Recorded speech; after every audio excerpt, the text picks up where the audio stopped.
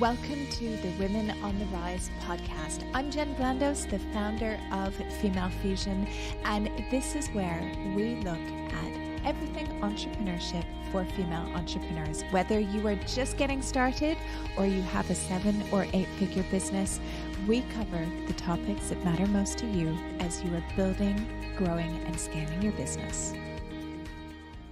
Welcome to another episode of Women on the Rise. And today we're going to talk about how you can review the performance of your business over the past year. And the reason is that we need to be very aware about how our business is performing so we're able to go and set ourselves goals for the following year. So this is something as well that you can do on a quarterly basis. But what I'm going to do is I'm going to go through how you can do an annual review in your business, and you can also go and take that and adjust that for each quarter as well. This is something that I typically do within Female Fusion towards the end of every year, either at the end of December or very early January. Now, I'm continuously tracking information in the business, so nothing is going to be a surprise to me. But what I do is I do track everything which is going on in the business so I can make better decisions about what I will be doing with the business for the following year. One of the first questions that I'll ask myself as well when I'm doing all of the reviews is I'll look at it and go, okay, so what worked really well for this year? Or if you're looking at the quarter, for the quarter, and what didn't? So what are the things that, maybe as a business owner, you put on a big sale or you put on an offer, you introduced a product and it worked really well, or maybe it didn't work really well. For example, one mistake that I made last year is I decided we had a really, really big waiting list of people who wanted to join Female Fusion. And at that time we were like, okay, why don't we, because we were getting a lot of people emailing us saying, when are the doors opening? Can I join? I really want to join early. And we thought, okay, why don't we send an email to those people who have been patiently waiting, not announce it publicly, but just an email to people waiting and saying for 72 hours over this bank holiday, we have our doors open. So we decided to go and do that. And I thought that this was a brilliant idea. It's like, this is so good. Everybody's going to want to sign up because they keep messaging us saying, when do we join? So we sent an email that went out the afternoon before the bank holiday started and emailed our big waiting list. And we thought, oh, for sure, lots of people are going to join. And I think we had like one person join and then another person, and probably we had expected that we would have probably about 75 to 100 people join. And I think in the end, we had about 15. And the reason is that we didn't think about actually bank holiday. Everybody is on holiday. Nobody is looking at their emails.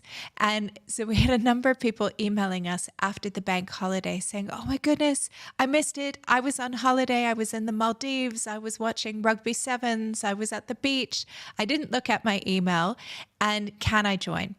And so I realized that did not go very well. That was not a good plan. So for us in Female Fusion, we never run any promotion or sales over bank holidays because people are not looking at their emails. So those are little things that when I'm doing the review, I look at what went well and what didn't go well. And that is an interesting area to look at because then we can look and say, okay, so looking at all of this, what is going on in our business that isn't working so well, but maybe we could improve on it? So for example, one area in Female Fusion that I looked at that I identified that could be a lot better was that our sales funnel was fine, but it could be a lot better. And so we looked at that and I was like, okay, maybe we need to have a slightly different lead magnet. So a lead magnet or freebie was something that we were offering for free in exchange for people's email addresses. And we had them go through a funnel where we shared lots of information, gave them free stuff, and then had people buy. And typically we would convert people at the end of that funnel. And those funnels would take anywhere from probably 3 to 8 weeks, depending upon what it is that we were looking to sell. And so going through that and looking at the results, I realized that that funnel, one specific funnel, wasn't working very well. So we completely ripped it apart, fine-tuned it, and made it much better, and then started to see much higher sales conversions as part of that as well. So that's why it's really useful for us to be able to look at that and go, what's working? Like, what do I love? What's working within the business and what's not working? The other thing that we need to look at too is, for us as business owners, are we allocating our time to the right things in our business? Do you track your time in your business? You don't have to do it all the time. I hold my hand up. I do not track my time consistently in the business. But every quarter, what I will do is I will go and audit my time and audit where I'm spending my time in the business. And then I will go, okay, I'm spending too much time here. I'm really not spending enough time here, and I'm kind of wasting my time on something which isn't really needed. So you can look at so many different areas, right? So it could be areas like, how much time am I spending on admin? How much time am I spending on boring compliance, legal, that sort of stuff, the statutory stuff that you need to run your business? That, to me, don't like it at all. But when you have a business, you need to actually do that. Other things as well. How much of your time is going on marketing, PR, social media? How much is being spent on client delivery?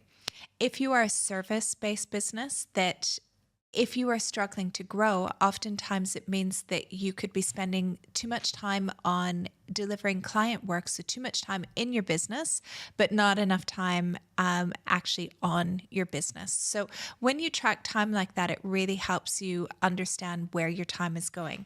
Other things like working on your business strategy. What about finance and looking at your numbers and making sure your books are up to date and your invoices are being done properly? How much to HR and people management? If you don't have a team, do you have an outsourced team? For example, do you have an accountant, or do you have somebody doing your social media, or somebody who's maybe doing graphic design or virtual assistance work for you? All of these things you want to look at. How much of your time is needed to manage those or run those? Also, areas like tech. If you have a website, especially if you have one which is on not such an easy platform. So for example, if you have a WordPress website, oftentimes you need to spend a lot more time on the tech and or on systems and automations. I find within Female Fusion, as we've been growing and growing, the systems that we need and the automations that we need take a lot of work. And it's not so much my time, but other people's time within the business. And you want to look at other things as well, like what are you spending on sales or customer service, and audit that. So there are a number of online trackers that you can use. One that I suggest, because it's totally free, is it's one called Toggl, Toggl, and you just install it on your computer and you can enter when you're doing things and it will help track stuff. So within your business, if you look at that, that's really useful. But then I also like being able to look at, what about our personal life, and where are we spending time in our personal life? And that's useful. And it's not because I'm saying that we want to outsource things in our personal life, but sometimes, for example, we're not spending enough time with, friends, family. Maybe we're not spending enough time at home. But if you are at home, are you spending time on doing tasks like cooking or cleaning or laundry? How much of your time is being spent on like health, wellness? Are you exercising? Are you going to the gym? What about other things like travel? Also areas like education. Are you going to conferences or events, or are you taking courses, whether online or in person? All of those sorts of things make up the whole entrepreneur. And we want to understand where our time is being spent on that. Because if all of our time is being spent on the business and we're not allocating enough time personally, that's also a problem too. But then there could be too that maybe we're spending time on things in our personal life that maybe we don't like doing anyways. For example, I don't like cleaning. I'm a terrible cook. I think just because I don't have the time to focus and I have no creativity after I've been working and being creative in my business, that if the cooking were left to me, that it would be boil in the bag rice or pasta with a pesto sauce and maybe some vegetables. So maybe not the best choices. And so I would look at doing things like outsourcing my cooking, either having a meal plan where you can just heat it up, or having the ready-made meals, there's things like Hello Fresh and Hello Chef or whatever they're called in your market, where they would give you the food that's already portioned with the recipe. So it's a complete no-brainer, and it takes you 20 minutes to cook a fresh meal. So all of those sorts of things could help save you time. And then maybe you could spend more time either with family or more time within your business as well. So Toggle is a really great tool for that. And then when we're looking at that, I like to break it down after you've done the review to look at how much time you're spending on work, how much time you're spending on activities at home, and look at all of the tasks and identify what you love doing and what you absolutely want to do, either that it's essential for the business or you just really like doing it. And then also as well, what are the things that you really don't like doing? So for me, it's admin, it is finance, it's all the compliancy sort of stuff, and also as well, HR and kind of people management. I find that can be quite a lot for me. And so I look at who are the people that I can outsource that to. So some of the things I look at it and go, does this move the needle in my business? Can I just get rid of it? And then I look at other things and go, okay, I can't get rid of it, but I can outsource it and I can find other people to do it for me instead. There could be things too that you could automate. So for example, maybe you are manually doing something in your business and you could actually go and automate that. For example, if you were posting every day on social media, instead, could you take a couple of hours once a week or every couple of weeks, plan out all your social media, schedule it, or get a virtual assistant to schedule all of it, and save yourself some of that time rather than trying to remember to go and schedule that all at the time. So it's really useful to be able to look at that and to be able to identify what are the things that I'm doing in my business and what should I keep? What should I not keep because I don't like it? What should I outsource? And what can I automate? And when you do that, it can make running your business a little bit easier. We also need to, when we're reviewing how well our business is doing, we also need to look at the money. And all the time, I'm talking about revenue is vanity, profit is sanity. So we're always looking at how our business is doing financially.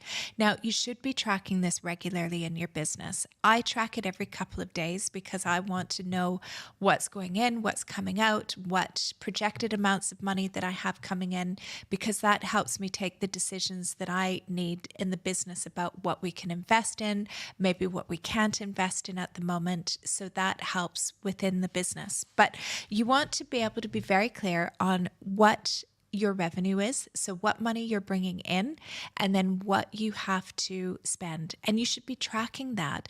And ideally, you should be tracking it every month at least. If you can do it every week, even better. But put down those numbers as well. And we have a really brilliant tracker that's totally free. You can download it from the Female Fusion website. And it's just a Google sheet that you can take and put your numbers in, change it, edit it, put your logo on it, use your brand colors, make it yours, but to be able to put those numbers in and track it so you can really see how your performance is and check and see how it is compared to the previous month or the previous quarter to be able to know.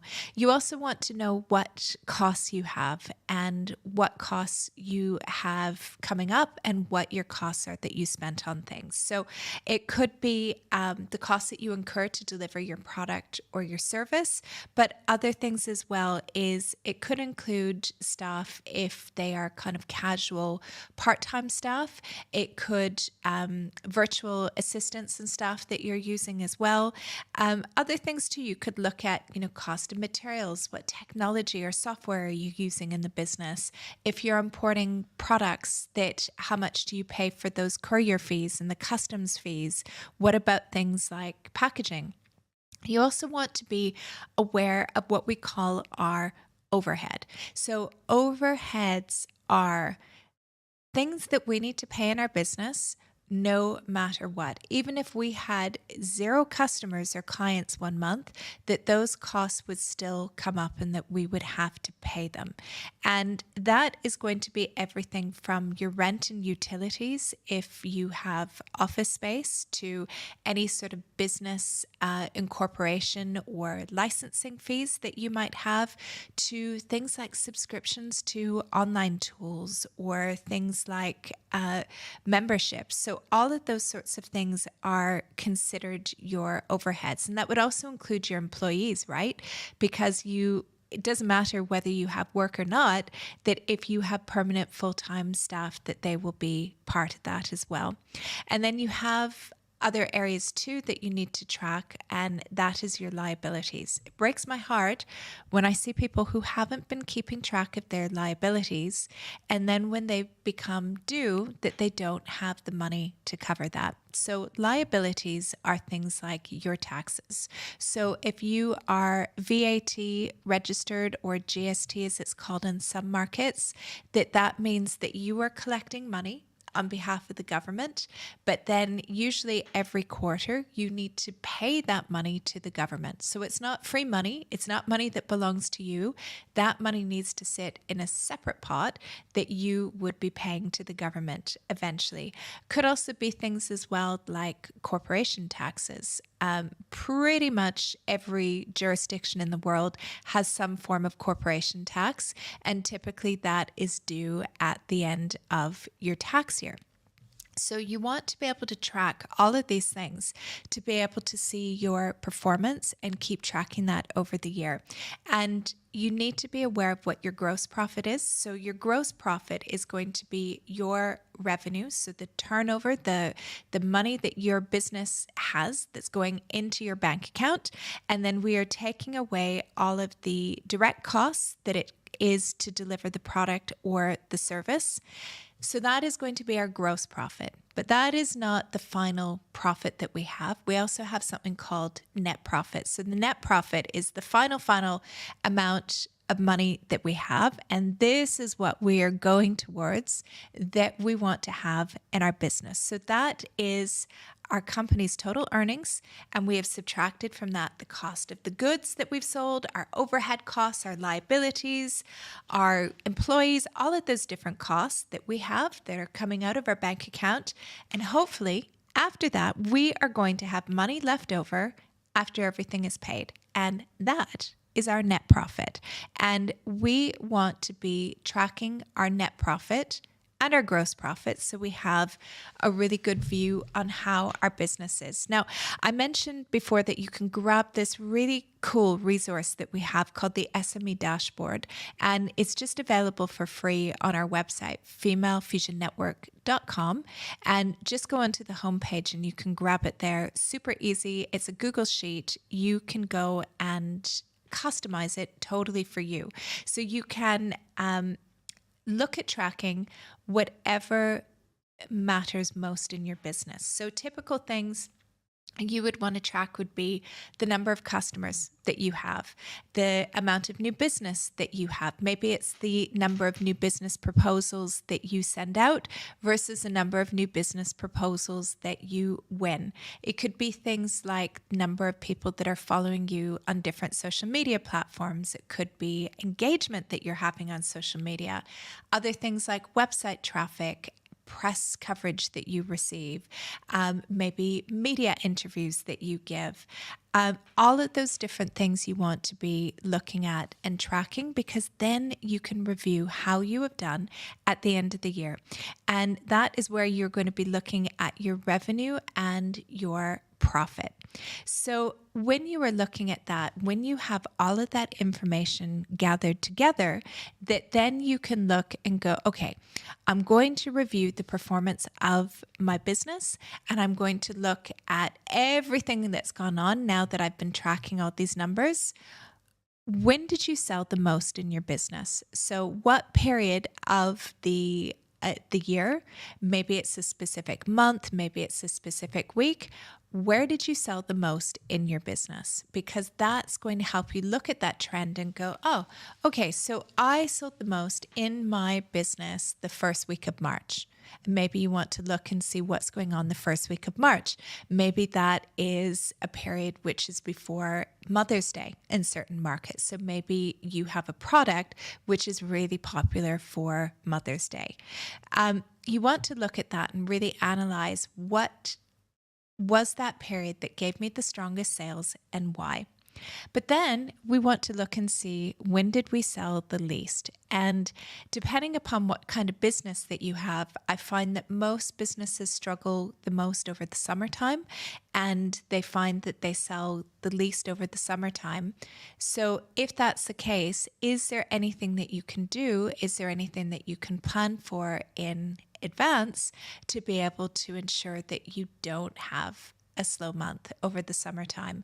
And actually, if you are a member of Female Fusion, in our members library, we actually have a whole masterclass that I delivered just before the summer this year, all about different things that you can do to plan for the slower summer season to try and prevent you losing lots of business and ensuring that you have more recurring revenue in your business. So really look, if you have slow sales periods, why is that slow? And is there anything you can do to change that? You also want to look too about where is the most profitable area of your business. And I look at that quite consistently. Now for Female Fusion, most of that is pretty much memberships, because we have over 1,000 members within Female Fusion. So we do have, that is probably one of the most profitable areas. But then we have other things like we run masterminds, we have events, we also have a number of things that are sponsored, and we have paid sponsorships and collaborations with businesses. And so all of those are different revenue lines within the business. But you should be able to look at what is the most profitable and what is the least profitable. And for example, I would say for Female Fusion, our least profitable area of the business is most likely events. And the reason why that is that we try to put on events that are very affordable for our members all over the world. And we see that as a way of investing in our members. And so it's something where it's not super, super profitable, because we're not an event organization company, but we are a professional network for female entrepreneurs. And so we look at that instead and go, right, that's an investment in our members. That's an investment in helping them grow their network. And so that is one of those things that is important to have, but we don't look at it as a major profit center. So it could be something like that as well. But if somebody didn't know that about our business, they could look at it and go, oh, well, that's super not profitable. Maybe you shouldn't go and do that. But these are the things, the questions that you want to ask yourself to evaluate what worked, what didn't, what do I need to change, so you can look on putting together a plan for the following year. But what's really important too within our businesses, I think so often we don't tell ourselves that we've done a good job. We don't tell ourselves, hey, great work on that. You should be so proud, because so often we're like, okay, I achieved this. What's next? What am I doing next? How am I going to do it? How am I going to get there? So when you are doing your review as well, whether you're doing an annual review or a quarterly review, do take the time as well to celebrate all of the good stuff, because we need to celebrate ourselves, and we need to look at it and go, wow, this is amazing what I've done. And when you start tracking like this in your business as well, you will see that even though it feels like you're making tiny increments over things, that actually you're doing really well, and that those tiny increments every month add up to quite a bit. So even if you were just doing 1% better every month, that is 3% better every quarter, and it's 12% better for the year, which is actually really good growth. So remember to celebrate that and to celebrate what is working well within your business. And then think about what goals you are going to be setting yourself for the following year or the following quarter. When we have goals, it really helps us stay focused within our business. It's something that we can work towards. It's something that we can track and measure. And it's something that will help us stay accountable as well. And when we have those goals and we can stay accountable, we're much more likely to be able to achieve those as well. So think about that when you are either doing an annual review or a quarterly review. But it's so essential that we have all of that information on our fingertips, that anybody asks us a question about our business and we're able to answer that.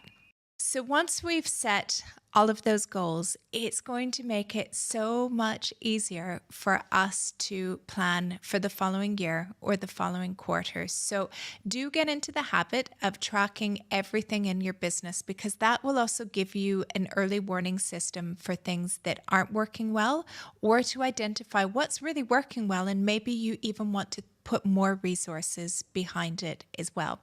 But tracking helps so much, and it's going to help you really dial in and fine-tune your business so you can start to build a much more profitable business that you are absolutely going to love. I hope you enjoyed this week's episode of Women on the Rise. If you did, can I ask a little favor? Would you mind heading over to Spotify or to Apple Podcasts and giving us your review? Any feedback that you give us and your reviews help us grow the podcast and get it into the hands of so many more female entrepreneurs. We'd also love to hear from you. You can reach out to us on social media or through the website. Hit us up with your suggestions, ideas, or comments on things that you would like to hear in the podcast.